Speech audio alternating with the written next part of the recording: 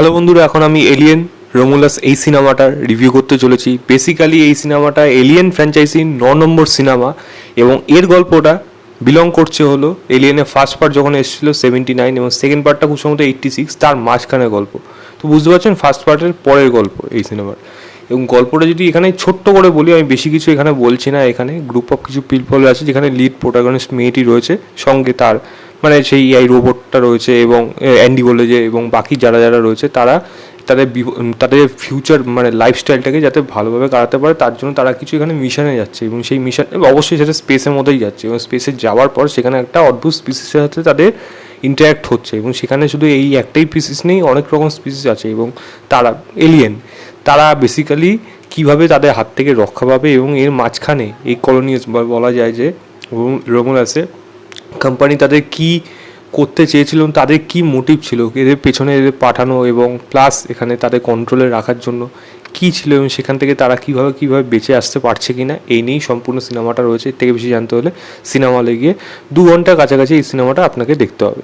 তো কেমন হলো যদি এক কথায় বলি, দেখুন এলিয়েন ফ্র্যাঞ্চাইজি, এলিয়েন প্রেডিটার যারা এগুলো দেখেছে তাদের যদি ভালো লেগে থাকে এই সিনেমাটা কিন্তু ডেফিনেটলি ভালো লাগবে, এটা পরিষ্কার কথা। সিনেমার গল্প যেরকম সাজানো আছে, গল্পের আগে যদি আমি বলে দিই, আমি যদি টেকনিক্যাল ডিপার্টমেন্ট বলি, দেখুন সেগুলো তো প্রত্যেকটাই ভালো। সেখানে যদি ভিএফএক্সের কাজ বলি, সাউন্ডের কাজ বলি, কস্টিউম, আর্ট ডিরেকশন মানে সেট ডিজাইন, প্রত্যেকটাতেই ভালো। এখানে সেগুলো নিয়ে কোনো খামতি করার কোনো জায়গা নেই। বিশেষ করে যদি প্রশংসা করতে হয় তাহলে এখানে হলো থ্রিলিং পোর্শনটা। দেখুন সিনেমার শুরুর দিকটা একটু বিল্ড আপ আছে, সেজন্য হয়তো অনেকটা সেই সময়টা একটু ড্র্যাগ ফিল মনে হবে, সেটা আমি নেগেটিভ সাইডে বলছি। বাট সিনেমাটা একটা সময় আধ ঘন্টা পর মোটামুটি একটা কিন্তু পেস নিতে শুরু করবে এবং যখন এই ইন্টারাকশানগুলো হতে শুরু করবে তখন কিন্তু আপনি সিনেমার মধ্যে পুরোপুরি এনজয় মানে পুরো এনগেজ হয়ে যাবেন। আপনি কিন্তু সিট ছেড়ে উঠতে পারবেন না, এটা কিন্তু পরিষ্কার বলে দিতে পারি। আমি এইটুকু ভরসা রাখি। এবং সিনেমা হলে দেখার যে মানে একটা ইম্পর্টেন্স থাকে যে কোন সিনেমাটা আপনি এনজয় করবেন কেমনভাবে, সেখানে যে মোমেন্টগুলো থ্রিলিং মোমেন্ট, সেখানে হালকা একটা মানে একটা হরর ব্যাপার থাকবে যে মানে কী হবে এই হতে ঘাপ করে এসে ধরলো, ফাট করে সাউন্ডে ওখানে এফেক্ট দেবে, ওই জায়গাগুলো যে এই জাম্পস্ক্যার মোমেন্টগুলো এখানে যেরকমভাবে রাখা হয়েছে সেগুলো কিন্তু সিনেমা হলে ডেফিনেটলি ভালো লাগবে। আমি কিন্তু অবশ্যই রেকমেন্ড করবো এই সিনেমাটা কিন্তু ওটিটি ভরসায় দেখবেন না, হলে গিয়ে দেখুন, আপনি কিন্তু লিটারেলি এই সিনেমাটা এনজয় করবেন। এবং গল্পটা যেরকমভাবে সাজানো হয়েছে সেটাও কিন্তু ভালো। পারফরমেন্সের কথা যদি বলি, পারফরমেন্স প্রত্যেকে এখানে ঠিকঠাক হয়েছে, পারফরমেন্স এখানে খামতি করার কিছু নেই। কিন্তু গল্প যেরকমভাবে সাজানো হয়েছে, যেরকমভাবে লেখা হয়েছে এবং ওই যে গল্পগুলোর সাথে যে মেলানো হয়েছে, বিশেষ করে অনেক সিন যেমন রিক্রিয়েট করা হয়েছে, তো এইগুলো কিন্তু দেখতে বেশ ভালো লাগে। তো যারা এই ফ্র্যাঞ্চাইজি বিশেষ করে ভক্ত তাদের জন্য এটা বলা যায় একটা ট্রিট টু ওয়াচ বলা যায় এবং কোনোভাবে এটা আপনাকে কিন্তু ডিসঅ্যাপয়েন্ট করবে না এবং শেষের দিকটা যেরকমভাবে করা হয়েছে সেটা কিন্তু আপনার ডেফিনেটলি এই সিনেমাতে ভালো লাগবে। এছাড়া ছোটোখাটো দিক রয়েছে যেগুলো ভালো দিক এই সিনেমার প্রশংসা করার মতো, সেটা আপনি দেখলে বুঝতে পারবেন, তারা বলে দিলে সেই এনজয়মেন্টটা আপনি কিন্তু সিনেমা হলে পাবেন না।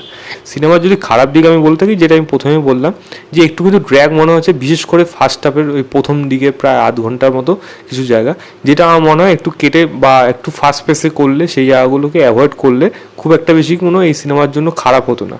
যে এই সিনেমাটা বিল্ড আপ ঠিকঠাক হলো না এরকম না, একটু ফাস্ট পেসে করলে সিনেমাটা আরও 10-15 মিনিট হয়তো কমেও যেতে পারতো, যেটা একটা কোনো বড় ইস্যু হতো না।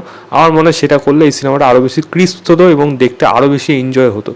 মানে সেই মোমেন্টগুলো আপনি মানে বুঝতে পারবেন, যখন অ্যাটাক করছে তখন ওরা যে লড়ছে সেখান থেকে কীভাবে বাঁচছে, অ্যাসিড অ্যাটাকটা একটা জায়গা রয়েছে, অ্যাসিড কীভাবে ফুটো মানে হাত মানে সব কিছু পুড়িয়ে দিচ্ছে, সেই জিনিসগুলো আপনি দেখবেন তখন আপনি বুঝতে পারবেন যে এই সিনেমাটার মধ্যে আপনার ইন্টারেস্টটা কিন্তু অলরেডি মানে হয়ে গেছে।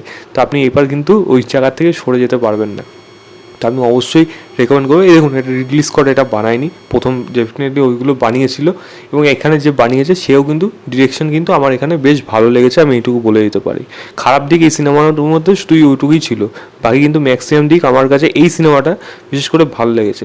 আমার কিন্তু এটা শুরুর দিকে একটু হালকা ড্র্যাগ হলো, বাকি পরে গিয়ে কিন্তু একটা মুহূর্তের জন্য আমি ড্র্যাগ ফিল কিন্তু করিনি, আমি লিটারালি কিন্তু এনগেজ হয়ে গেছি। আমার বিশ্বাস আপনারাও কিন্তু হয়ে যাবেন। আমি এই সিনেমাটাকে 3.5 আউট অফ 5 বলবো। অবশ্যই সিনেমা হলে যান, গিয়ে দেখুন, দেখেই জানাবেন আপনাদের কেমন লাগলো। তো এই ছিল আমার ওভারঅল রিভিউ এলিয়েন রোমুলাস বলে সিনেমাটার। হ্যাঁ, এটা কোনো পোস্ট ক্রেডিট সিন তো আমি দেখিনি, বসেছিলাম বাট কোনো আসেনি কিচ্ছু, সেটার জন্য সম্পূর্ণ সময় নষ্ট করে আপনারাও করবেন না, এইটুকুই জাস্ট বলার ছিল। এনিওয়েজ, ভিডিওটা যদি ভালো লাগে তো লাইক, শেয়ার এবং চ্যানেলটাকে সাবস্ক্রাইব করে দেবেন। বাই।